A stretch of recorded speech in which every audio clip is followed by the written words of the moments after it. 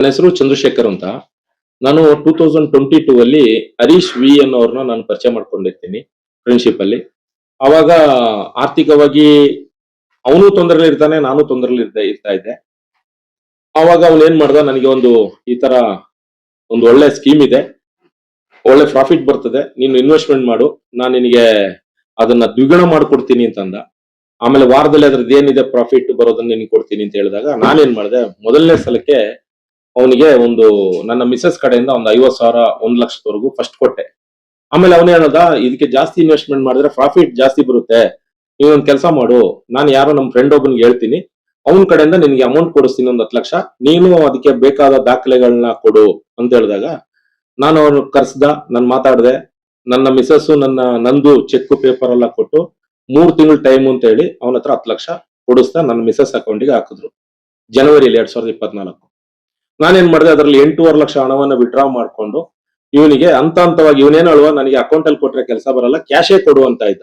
ಅವಾಗ ಕ್ಯಾಶ್ ಅಲ್ಲೂ ಅಕೌಂಟ್ ಅಲ್ಲೂ ಅಂತ ಅಂದ್ಬಿಟ್ಟು ಆ ಕ್ಯಾಶ್ ಅನ್ನು ನಾನು ಅವನಿಗೆ 8.5 ಲಕ್ಷ ರೂಪಾಯಿ ನನ್ನ ಮಿಸಸ್ ಕಡೆಯಿಂದ ಕೊಟ್ಟಿರೋದನ್ನ ಅವನಿಗೆ ನೀಡಿದೆ. ಅದರಲ್ಲಿ ಅವನಿಂದ 1 ತಿಂಗಳು 2 ತಿಂಗಳು ಪ್ರಾಫಿಟ್ ಕೊಟ್ಟ, ಚೆನ್ನಾಗಿ ಬರ್ತಾ ಇತ್ತು. ಅವಾಗ ಇನ್ನೂ ಜಾಸ್ತಿ ಮಾಡಿದ್ರೆ ಇನ್ನೂ ಒಳ್ಳೇದ್ರಿ, ಗೋಲ್ಡ್ ರೇಟ್ ಜಾಸ್ತಿ ಆಗ್ತಾ ಇದೆ, ನಿಮಗೆ 1 to ಡಬಲ್ ಆಗೋಯ್ತದೆ ಹಾಗೆ ಹೀಗೆ ಅಂತ ಹೇಳಿದಾಗ ನಾನು ನನ್ನ ಪರಿಚಯ ಇರುವವರೆಲ್ಲ ಎಲ್ಲಾರನ್ನು, ಸರ್ ಈ ತರ ಇದೆ, ನೀವು ಒಂದು ಇನ್ವೆಸ್ಟ್ಮೆಂಟ್ ಮಾಡಿದ್ರೆ ಒಂದು ಒಳ್ಳೇದು ಅಂತ ನನ್ನ ನಂಬಿಕೆ ಮೇರೆಗೆ ಸುಮಾರು ಜನ, ಹೆಚ್ಚು ಕಮ್ಮಿ 7-8 ಜನ ನನಗೆ ಇನ್ವೆಸ್ಟ್ಮೆಂಟ್ ಮಾಡಿದ್ರು. ಈ ಹಣನ ನಾನು ಏನ್ ಮಾಡಿದೆ, ಇವನಿಗೆ 66 ಲಕ್ಷ ಅಕೌಂಟ್ ಮುಖಾಂತರ 20 ಲಕ್ಷ ಹಣವನ್ನ ಇವನು ಹೇಳಿದ ಜಾಗ ಎಲ್ಲಿ, ರಾಜರಾಜೇಶ್ವರ ಹಾಸ್ಪಿಟಲ್ ಪಕ್ಕ ಒಂದು ಶ್ರೀನಿಧಿ ಹೋಟ್ಲು ಅಂತಿದೆ, ಅಲ್ಲೇ ಬರ್ತಾ ಇದ್ದ, ಅಲ್ಲೇ ಕೂರಿಸ್ತಾ ಇದ್ದ, ಅಲ್ಲೇ ಕಾಫಿ ತಿಂದು ಕೊಟ್ಟು ಅವನೇ ಅಲ್ಲೇ ಬಿಲ್ ಕೊಡ್ತಾ ಇದ್ದ ನಮಗೂ. ಇವನೇನ್ ಮಾಡ್ದ, ನಾನು ಅಲ್ಲೇ ಅವನಿಗೆ ಏನ್ ಮಾಡ್ತಾ ಇದ್ದೆ, 2 ಲಕ್ಷ 3 ಲಕ್ಷ ಅಂತ ಕೊಟ್ಟು 20 ಲಕ್ಷ ಹಣವನ್ನು ಕೊಟ್ಟಿದ್ದೆ. ಒಟ್ಟು 86 ಲಕ್ಷ ಅವನ ಅಕೌಂಟಿಗೆ ಸೇರಿದೆ. ಅವನೇನ್ ಮಾಡ್ದ, ಅದರಲ್ಲಿ ನನಗೆ ಮಾರ್ಚ್ ಶುರು ಮಾಡಿರೋದು 2023ರಿಂದ ಹಂತವಾಗಿ 24ರಲ್ಲಿ ಅವನಿಗೆ ಅಮೌಂಟ್ ಜಾಸ್ತಿ ಆಗ್ತು. 23ರಿಂದ ಶುರು ಮಾಡೋದು, 24ರಲ್ಲಿ ಏನಾಯ್ತು, ಅವನಿಗೆ ಅಮೌಂಟ್ ಸ್ವಲ್ಪ ಜಾಸ್ತಿ ಆಯ್ತು. ಮಾರ್ಚ್ಗೆ ಅವನಿಗೆ ಒಟ್ಟಲ್ಲಿ ಅವನ ಕೈಗೆ ಮಾರ್ಚ್ 18ನೇ ತಾರೀಕು ಹೊತ್ತಿಗೆ ಅವನ ಕೈಗೆ 86 ಲಕ್ಷ ಹಣ ಸೇರ್ತು. ನಾನು ಎಷ್ಟು ಕಲೆಕ್ಟ್ ಮಾಡ್ಕೊಂಡಿದ್ದೆ ಅಂದ್ರೆ 1,02,00,000 ರೂಪಾಯಿವರೆಗೂ ನಾನು ಕಲೆಕ್ಟ್ ಮಾಡ್ಕೊಂಡಿದ್ದೆ ಹಣ, 1,02,00,000 ರೂಪಾಯಿ. ಇವನ್ ಏನ್ ಮಾಡ್ದ, 2 ತಿಂಗಳು 3 ತಿಂಗಳು ಗ್ಯಾಪ್ ಮಾಡಿದಾಗ ನನ್ಗೆ ಯಾರು ಇನ್ವೆಸ್ಟ್ಮೆಂಟ್ ಮಾಡಿರ್ತಾರೆ ಅವ್ರಿಗೆ ನಾನು ಕೊಡ್ಬೇಕಲ್ಲ, ಅವಾಗ ಹಣದಿಂದ ಅವರಿಗೆ ನಾನು ಕೊಡ್ತಾ ಇದ್ದೆ. ಅವಾಗ ಇವನ್ ಏನ್ ಹೇಳ್ತಾ ಇದ್ದ, ಚಂದ್ರ ಅವರೇ ಬೇಜಾರ್ ಮಾಡ್ಕೋಬೇಡಿ, ನಿಮಗೊಂದ್ ಕೆಲಸ ಹೇಳ್ತೀನಿ, ಈ ವಿಡ್ರಾ ನಾನು ಹಾಕಿದ್ದೀನಿ, 1,75,00,000 77 ಲಕ್ಷನೂ ವಿಡ್ರಾಗ್ ಹಾಕಿದ್ದೀನಿ, ಈ ಹಣ ನಾನು ಬಂದ ತಕ್ಷಣ ನಿಮ್ಗೆ ಅಪ್ಡೇಟ್ ಕ್ಲಿಯರ್ ಮಾಡಿ ಎಲ್ಲ ಕ್ಲೋಸ್ ಮಾಡ್ಬಿಡ್ತೀನಿ, ನೀವು ದಯವಿಟ್ಟು 2 ತಿಂಗಳು ವೆಯ್ಟ್ ಮಾಡಿ ಅಂತ. ಆ 2 ತಿಂಗಳು ಅಂತಕ್ಕಂಥದ್ದು ಜೂನ್ ಜುಲೈವರೆಗೂ ಹೋಯ್ತು 2024. ಆಮೇಲೆ ಆಗಸ್ಟ್ ಅಲ್ಲಿ ನಾನೇನ್ ಮಾಡಿದೆ, ಅವ್ರ ಮನೆಗೆ ಹೋದ್ರೆ ಹುಡುಕಿ ಮನೆ ಹುಡ್ಕೊಂಡು ಹೋಗಿದ್ದೀನಿ. ಎಲ್ಲಿ, ಅವನ ಫ್ಲಾಟ್ ಹತ್ರ ಹೋಗಿ ಅವನದು ಫೋಟೋ ತೋರಿಸಿ ಇವನ್ ಇದ್ದಾನ ಇಲ್ವಾ ಅಂತ ಕೇಳಿ ಅವ್ನ್ ಯಾವ್ದನ್ನು ಉತ್ತರ ಸಿಗ್ಲಿಲ್ಲ ನನಗೆ. ಕೊನೆಗೆ ಬೆಳಿಗ್ಗೆ 5 ಗಂಟೆಯಿಂದ 8 ಗಂಟೆ ಕಾದಾಗ ಅವ್ನ ಬೈಕಲ್ಲಿ ಬರೋದು, ಮಗನ್ನ ಕಾಲೇಜಿಗೆ ಕರ್ಕೊಂಡೋಗಿ ಬಿಡಕ್ ಬರ್ತಾ ಇದ್ದ. ಅವಾಗ ನನಗೆ ಅವನು ಮನೆಯಲ್ಲಿ ಅಂತ ಗೊತ್ತಾಗಿದ್ದು. ಆಮೇಲೆ ಮನೆಗೆ ಹೋದೆ, ಅವ್ರ ಮಿಸಸ್ ಹತ್ರ ಮಾತಾಡಿದೆ, ಅವರು ಮಾತಾಡಿದ್ರು, ಇಲ್ಲ ನಮ್ಮ ಯಜಮಾನ್ರು ಮೋಸ ಮಾಡಲ್ಲ ಅಂತಾನೂ ಹೇಳಿದ್ರು. ಆಮೇಲೆ ಕೊನೆಗೆ ಇವನು ಏನ್ ಮಾಡ್ದ, ಕೊಡ್ತೀನಿ ಅಂತ ಹೇಳ್ಕೊಂಡು ಬಂದು ಕೊನೆ ನಮ್ಮ ಹತ್ರನೇ ಜಗಳಕ್ಕೆ ಬಿದ್ಬಿಟ್ಟ. ನಿಮ್ ಹೆಸರು ಬರ್ದು ಸಾಯ್ತೀವಿ, ಹಂಗ್ ಮಾಡ್ತೀವಿ ಹಿಂಗ್ ಮಾಡ್ತೀವಿ. ನಾವು ಇದನ್ನ ಕೊನೆ ನಮ್ಗೆ ಇದ್ಯಾವ್ದಪ್ಪ ಗ್ರಾಚಾರ ಅಂದ ತಕ್ಷಣ ನಾನು ಇದನ್ನ ಕುಂಬ್ಳಗೋಡು ಸ್ಟೇಷನ್ ಅಲ್ಲಿ 2024 ಆಗಸ್ಟ್ 25-26ರಿಂದ ಅವ್ರ ಸ್ಟೇಷನ್ಗೆ ಈ ತರ ಆಗಿದೆ ಸರ್, ನನಗೊಂದು ಅನ್ಯಾಯ ಆಗಿದೆ, ನನಗೆ ಇಷ್ಟು ಲಕ್ಷ ಅಮೌಂಟ್ ಮೋಸ ಮಾಡಿದ್ದಾನೆ, ದಯವಿಟ್ಟು ಇದನ್ನ ನನಗೆ ಇದ್ ಮಾಡ್ಕೊಡಿ ಅಂತ ನಾನು ಕಂಪ್ಲೇಂಟ್ ಕೊಡಕ್ ಹೋದೆ. ಆ ಸ್ಟೇಷನ್ ಅಲ್ಲಿ ಕಂಪ್ಲೇಂಟ್ ಕೊಡಕ್ ಹೋದ್ರೆ 4-5 ದಿವಸ ಈ ಕಂಪ್ಲೇಂಟ್ ಹಂಗ್ ಬರಿಬೇಡ್ರಿ ಹಿಂಗ್ ಬರಿಬೇಡ್ರಿ ಅಂತ ನಮ್ಮನ್ನ ಎಳೆದಾಡಿದ್ರು. ಆಮೇಲೆ 2ನೇ ತಾರೀಕು ಒಂದು ಕಂಪ್ಲೇಂಟ್ ನ ಬರೆದು ಅವರು ಅದನ್ನ ರಿಜಿಸ್ಟರ್ ಮಾಡ್ಕೊಂಡ್ರು, ಅದಕ್ಕೊಂದು ನಂಬರ್ ಕೊಟ್ರು, ಸೀಲು ಸೈನ್ ಮಾಡಿ ಕೊಟ್ರು ನನಗೆ. ಆಮೇಲೆ ಆ ಕಂಪ್ಲೇಂಟ್ 2/9/2024ಕ್ಕೆ ಕಂಪ್ಲೇಂಟ್ ಕೊಟ್ಟ ಕಂಪ್ಲೇಂಟ್ ಇಂದ 3/10ವರೆಗೂ 1 ತಿಂಗಳು ಬಿಟ್ಟು ಇವನು ಮೈಸೂರಲ್ಲಿ ಇದ್ದಾನೆ, ಲೊಕೇಶನ್ ಟ್ಯಾಪ್ ಮಾಡಿಸಿದೀವಿ, ಬನ್ನಿ ಚಂದ್ರು ಅವರೇ ಹೋಗೋಣ ಅಂತ ಅಂದ್ಬಿಟ್ಟು ನನ್ನನ್ನ 2 ಸಿಬ್ಬಂದಿ ವರ್ಗದವ್ರ ಹತ್ರ ಮೈಸೂರಿಗೆ ಕರ್ಕೊಂಡು ಹೋದ್ರು. ಅವನ ಮೈಸೂರು ಲಾಡ್ಜಿಯಿಂದ ಕರ್ಕೊಂಡು ಬಂದು ಸಾಯಂಕಾಲ 3ನೇ ತಾರೀಕು ರಾತ್ರಿ 7:30-8 ಗಂಟೆ ಕರ್ಕೊಂಡ್ ಬಂದು, ಆಮೇಲೆ ಏನ್ ಮಾಡಿದ್ರು, ಅಲ್ಲಿ ಅವನಿಗೆ ರಾತ್ರಿ 10:30-11 ಗಂಟೆವರೆಗೂ ಇರಿಸಿ ಅವನ ಹತ್ರ ಏನ್ ಮಾತಾಡಿದ್ರೋ ಗೊತ್ತಿಲ್ಲ, ನನ್ನ ಹತ್ರ ನನ್ಗೆ ಏನ್ ಮಾಡಿದ್ರು, ಇರ್ರಿ ಮಾತಾಡೋಣ, ಒಂದ್ ದಿವಸ ಟೈಮ್ ಕೊಡಿ ಅಂದ್ರು. ಮಾರನೇ ದಿನ ಬರಕ್ ಹೇಳಿದ್ರು 4ನೇ ತಾರೀಕಿಗೆ.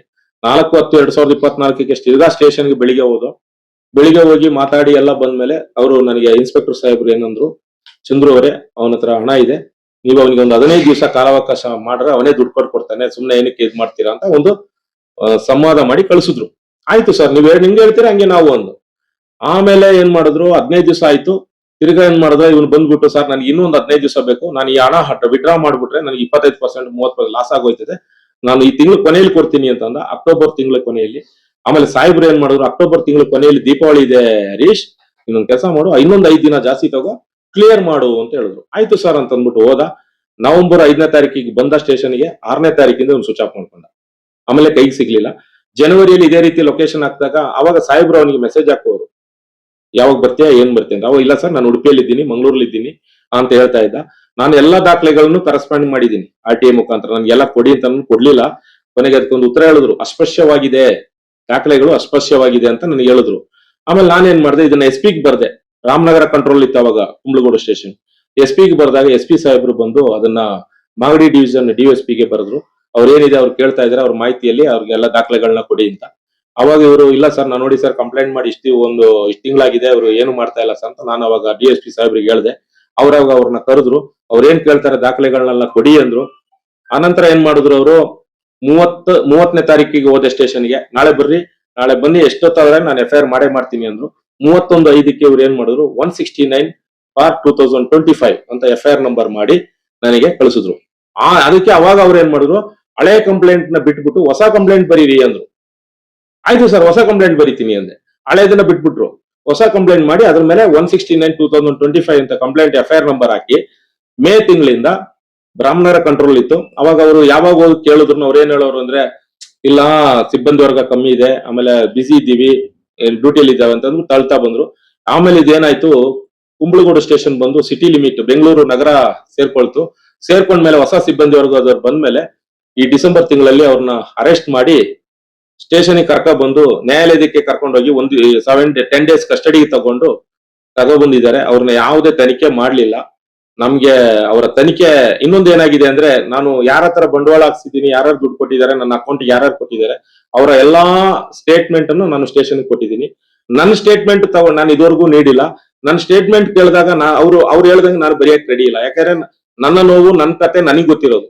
ಅದರಿಂದ ಈ ತರ ಬರಿಬೇಕು, ಹಂಗ್ ಬರಿಬೇಕು ಅಂದ್ರು. ಇಲ್ಲ ಬಿಡಿ ಸರ್, ನನ್ನ ಸ್ಟೇಟ್ಮೆಂಟ್ ನಿಮಗೆ ಪೋಸ್ಟ್ ಮುಖಾಂತರ ಕಳಿಸ್ತೀನಿ ಅಂತ ಹೇಳಿದೀನಿ, ಅದನ್ನ ನಾನು ಕೊಡ್ತಾ ಇದ್ದೀನಿ. ಆಮೇಲೆ ಈ ತನಿಖೆಗೆ ನಾನು ಉನ್ನತ ಮೇಲಧಿಕಾರಿಗಳಿಗೆ ಬರೆದು, ಇವ್ರು ಮಾಡುವಂತ ಇನ್ವೆಸ್ಟಿಗೇಷನ್ ನನಗೆ ಸಮಾಧಾನ ಇಲ್ಲದ್ರಿಂದ ದಯವಿಟ್ಟು ಇದನ್ನ CCBಗೋ ಬೇರೆ ಯಾವ್ದಾದ್ರು ಡಿಪಾರ್ಟ್ಮೆಂಟ್ಗೆ ವಹಿಸ್ಬಿಟ್ಟು ಒಳ್ಳೆ ತನಿಖೆ ಮಾಡಿ ನ್ಯಾಯ ಕೊಡಿಸ್ಬೇಕು ಅಂತ ಮಾಧ್ಯಮ ಮುಖಾಂತರ ಕೈ ಮುಗಿದು ಕೇಳ್ಕೊತಾ ಇದ್ದೀನಿ.